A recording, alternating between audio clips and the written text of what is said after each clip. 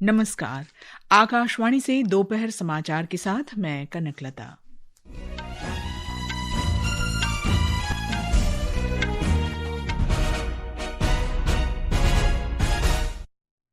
संसद ने सूक्ष्म, लघु और मध्यम उद्यम विकास संशोधन विधेयक 2026 पारित किया।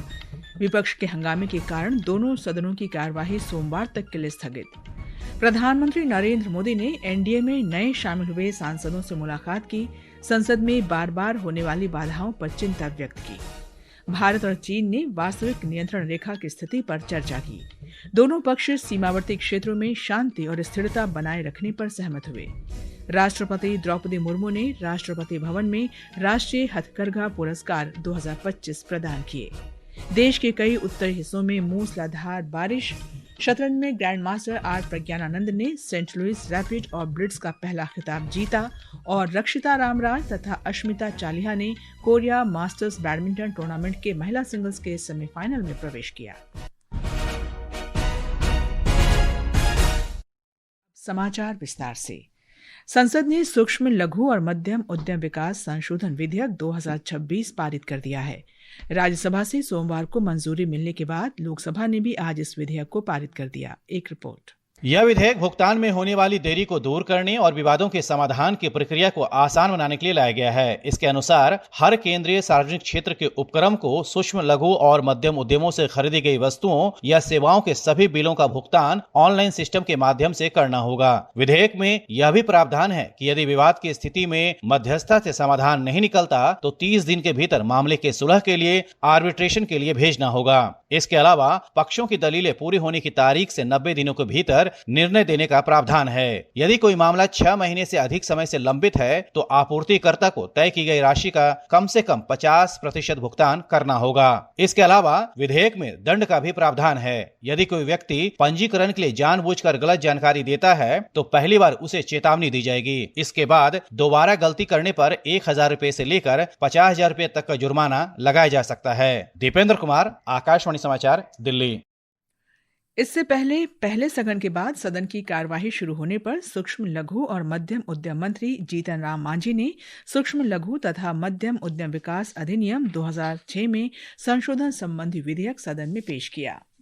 विधेयक के अनुसार सभी केंद्रीय सार्वजनिक क्षेत्र के उपक्रमों को एमएसएमई से खरीदे गए सामान और सेवाओं के सभी बिलों का भुगतान ट्रेड रिसीवेबल्स डिस्काउंटिंग सिस्टम के माध्यम से करना होगा। विधेयक पारित होने के बाद पीठासीन अधिकारी दिलीप सैकिया ने सदन की कार्यवाही चलाने का प्रयास किया और प्रदर्शन कर रहे सदस्यों से सदन को सुचारू रूप से चलने देने की अपील की।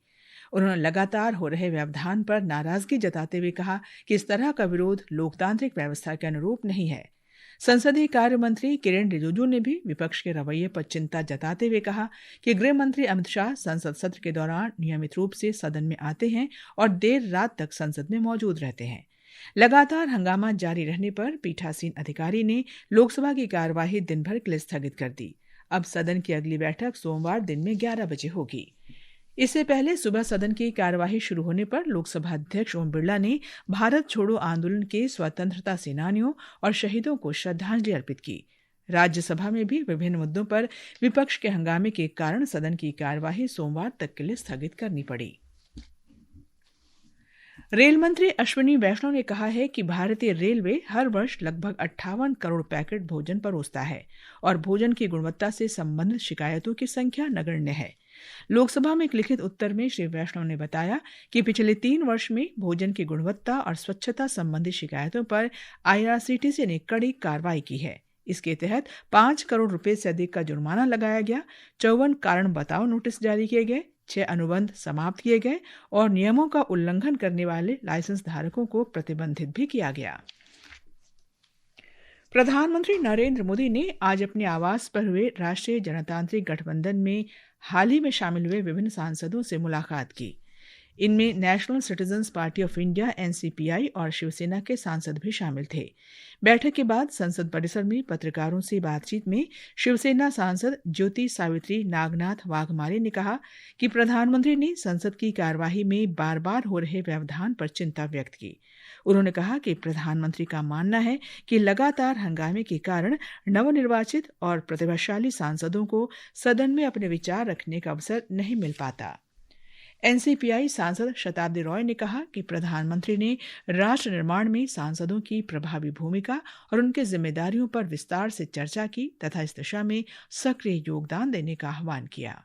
वेलकम तो है ये के साथ जो है, और उसके बाद उन्होंने बताया जो क्या करना है, हम लोग को कैसे आगे बढ़ाना है, राष्ट्रीय हित के लिए हम लोग एक साथ कैसे काम करेंगे। प्रधानमंत्री नरेंद्र मोदी कल भारतीय प्रौद्योगिकी संस्थान IIT दिल्ली के 57वें दीक्षांत समारोह को संबोधित करेंगे। इस अवसर पर प्रधानमंत्री IIT दिल्ली के सोनीपत परिसर में स्थापित आर्टिफिशियल इंटेलिजेंस से संचालित उच्च प्रदर्शन सुपर कंप्यूटिंग सुविधा परम प्रज्ञा का उद्घाटन करेंगे।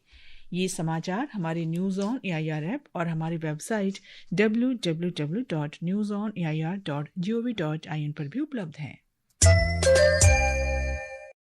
दोपहर समाचार में आपका फिर स्वागत है। राष्ट्रपति द्रौपदी मुर्मू ने कहा है कि हथकरघा क्षेत्र केवल आजीविका का साधन ही नहीं बल्कि समावेशी विकास का एक सशक्त माध्यम भी है।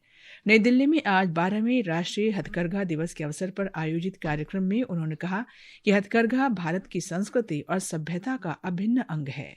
हजारों वर्ष से हथकरघा भारत के प्रकृति पोषक सभ्यता की विकास यात्रा का अभिन्न हिस्सा रहा है। इसमें हमारे राष्ट्र की असाधारण विविधता दिखाई देती है। हथकरघा क्षेत्र से रोजगार, महिला सशक्तिकरण, कला संस्कृति और प्रकृति प्रेम को बढ़ावा मिलता है। हथकरघा भारत के स्वतंत्रता संग्राम और आत्मनिर्भरता से भी जुड़ा हुआ है। राष्ट्रपति मुर्मू ने कहा कि हथकरघा क्षेत्र से 35 लाख से अधिक लोग जुड़े हैं, जिनमें लगभग 25 लाख महिलाएं हैं। उन्होंने कहा कि हथकरघा देश की अद्भुत सांस्कृतिक विविधता का प्रतीक है। राष्ट्रपति मुर्मू ने कहा कि सरकार ने हथकरघा क्षेत्र से जुड़े लोगों की आय बढ़ाने के लिए अनेक पहल की हैं।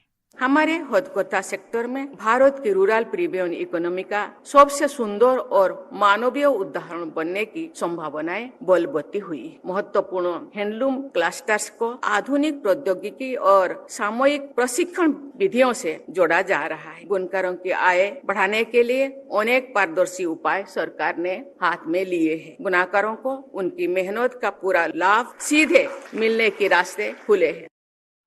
राष्ट्रपति ने हथकरघा क्षेत्र से जुड़े सभी लोगों को शुभकामनाएं दी। मैं देश के प्रतिभाशाली बुनकरों, डिजाइनरों, उद्यमियों, विद्यार्थियों और भारत के हथकरघा क्षेत्र से जुड़े सभी लोगों को बहुत बहुत शुभकामनाएं देती हूँ। इस अवसर पर वस्त्र मंत्री गिरिराज सिंह ने कहा कि सरकार हथकरघा को टिकाऊ और पर्यावरण अनुकूल वस्त्र के रूप में बढ़ावा देने के लिए प्रतिबद्ध है।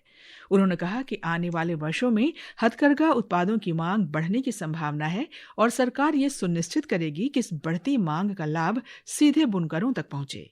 7 अगस्त को ही प्रधानमंत्री ने हैंडलूम दिवस को स्थापित करने का काम किया। बुनकर भाइयों को एक संदेश दिया। आपके नेतृत्व में भारत का वस्त्र बुनकरों के आमदनी को भी एक ऊंचाई पर ले जाने का संकल्प लेता हूँ। कार्यक्रम के दौरान राष्ट्रपति द्रौपदी मुर्मू ने वर्ष 2025 के संत कबीर हथकरघा पुरस्कार और राष्ट्रीय हथकरघा पुरस्कार प्रदान किए। कुल 22 पुरस्कार दिए गए, जिनमें 3 संत कबीर हथकरघा पुरस्कार और 19 राष्ट्रीय हथकरघा पुरस्कार शामिल हैं। ये पुरस्कार बुनकरों को उनकी उत्कृष्ट शिल्पकला, नवाचार और भारत की हथकरघा परंपरा के संरक्षण में योगदान के लिए प्रदान किए गए। इस अवसर पर देश की समृद्ध और विविध हथकरघा बुनाई परंपराओं को समर्पित 4 स्मारक डाक टिकट भी जारी किए गए। प्रधानमंत्री नरेंद्र मोदी ने आज राष्ट्रीय हथकरघा दिवस के अवसर पर वस्त्र मंत्री गिरिराज सिंह के एक अंग्रेजी दैनिक में प्रकाशित लेख को साझा किया। सोशल मीडिया पोस्ट में प्रधानमंत्री ने कहा कि इस लेख में हथकरघा को देश की सबसे बड़ी सभ्यतागत परंपरा में से एक बताया गया है। ये समाचार आकाशवाणी से प्रसारित किए जा रहे हैं। ताज़ा समाचार जानने के लिए आप हमारे न्यूज ऑन AIR ऐप और social media handle X @AIR News Hindi को फॉलो कर सकते हैं। ये आकाशवाणी है। भारत और चीन ने कल नई दिल्ली में आयोजित भारत चीन सीमा मामलों पर परामर्श और समन्वय कार्यतंत्र की 36वीं बैठक में वास्तविक नियंत्रण रेखा की स्थिति की समीक्षा की। एक रिपोर्ट। विदेश मंत्रालय ने एक बयान में कहा कि दोनों पक्षों के बीच सीमा निर्धारण, सीमा प्रबंधन, संस्थागत तंत्र को मजबूत करने और सीमा पार सहयोग से जुड़े मुद्दों पर विस्तृत विचार विमर्श हुआ। दोनों पक्षों ने इस बात पर बल दिया कि सीमा क्षेत्रों में शांति और स्थिरता बनाए रखना द्विपक्षीय संबंधों के समग्र विकास के लिए आवश्यक है। भारतीय प्रतिनिधिमंडल का नेतृत्व विदेश मंत्रालय में पूर्वी एशिया मामलों के संयुक्त सचिव सुजीत घोष ने किया, जबकि चीन के प्रतिनिधिमंडल का नेतृत्व चीन के विदेश मंत्रालय के सीमा और समुद्री मामलों के विभाग की महानिदेशक हो यानची ने किया। दोनों पक्ष वास्तविक नियंत्रण रेखा पर लंबित मुद्दों के समाधान तथा किसी भी प्रकार की गलतफहमी और गलत आकलन से बचने के लिए मौजूदा राजनयिक और सैन्य संवाद तंत्र का उपयोग जारी रखने पर सहमत हुए। इनमें कार्यतंत्र के स्थानीय कमांडर स्तर की बैठकें और अन्य सहमत तंत्र शामिल हैं। भारतीय पक्ष ने सीमा पार नदियों से संबंधित विशेषज्ञ स्तरीय तंत्र की अगली बैठक जल्द आयोजित करने की आवश्यकता दोहराई। साथ ही चल रही परियोजनाओं से संबंधित तकनीकी जानकारी साझा किए जाने के महत्व पर भी बल दिया। सुपर्णा की रिपोर्ट के साथ समाचार कक्ष से प्राची वाजपेयी। केंद्रीय मंत्री संजय सेठ ने कहा है कि लंबे समय से चल रहे छात्र आंदोलन के बावजूद झारखंड सरकार ने छात्रों की चिंताओं के समाधान के लिए पर्याप्त कदम नहीं उठाए। संसद परिसर में संवाददाताओं से बातचीत में उन्होंने कहा कि राज्य में रोजगार की तलाश के दौरान अनेक परिवारों को आर्थिक कठिनाइयों का सामना करना पड़ा है। इसमें कितना बड़ा करप्शन हुआ है, कितनी माताएं ऐसी हैं जिन्होंने अपना गहना बेच दिया, कितने पिता ऐसे हैं जिन्होंने अपना जमीन बेच दिया। कि एक लिस्ट होनी चाहिए कि क्या क्या सितम जो है पिछले 7-8 साल से युवाओं और छात्राओं पर ढाया है। और जो सबसे इम्पोर्टेंट बात है, मैंने कहा है कि 13 तारीख तक पार्लियामेंट है। पार्लियामेंट सेशन जब खत्म होगा, यदि तब तक उसका फैसला नहीं होगा, 13 तारीख के बाद मैं वहां आमरण अनशन करूंगा।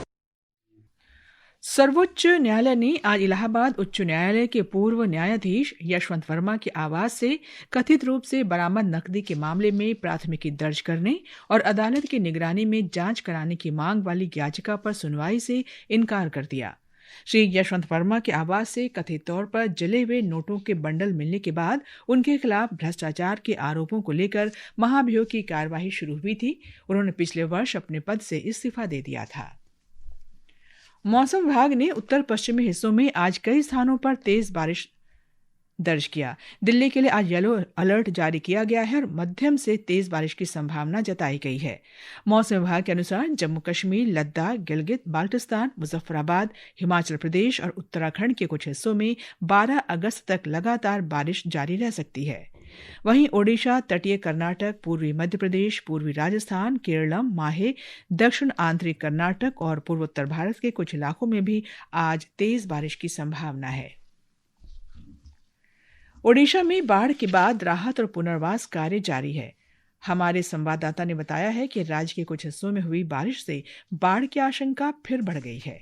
जलका नदी मथानी में खतरे के निशान 6.50 मीटर को पार कर, जिससे बस्ता और आसपास के इलाकों में निचले स्तर की कृषि भूमि जलमग्न हो गई है। अधिकारी संवेदनशील तटबंध पर नजर रखे रहें और जरूरत पड़ने पर लोगों को सुरक्षित स्थानों पर पहुंचाने के लिए तैयार है। इस बीच आईएमडी ने अगले 5 दिनों तक पूरे उड़ीसा में व्यापक बारिश, आंधी और बिजली गिरने का अनुमान लगाया है। मयूरभंज के लिए ऑरेंज वार्निंग और कई अन्य जिलों के लिए येलो वार्निंग जारी की गई है। राज्य सरकार ने बाढ़ से प्रभावित 22 जिलों के लिए शुरुआती सहायता के तौर पर 110 करोड़ रुपए जारी कर दिए हैं। प्रकाश दास, आकाशवाणी समाचार, भुवनेश्वर।